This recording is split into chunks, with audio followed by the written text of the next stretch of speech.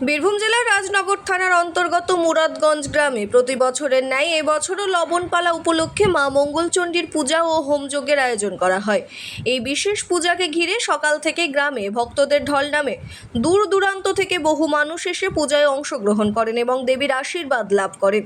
পূজার অন্যতম আকর্ষণ ছিল দেবী মঙ্গলচণ্ডীর শিলামূর্তি মাথায় নিয়ে গোটা গ্রাম প্রদক্ষিণ, যা ভক্তদের মধ্যে ভক্তি ও উৎসাহের সঞ্চার করে। একই সঙ্গে গ্রামে বসে এক গ্রামীণ মেলা, যেখানে স্থানীয় মানুষদের ভিড় ছিল চোখে পড়ার মতো। বিভিন্ন দোকানপাট বসে এবং এই আবহে গ্রাম জুড়ে এক উৎসব মুখর পরিবেশের সৃষ্টি হয়।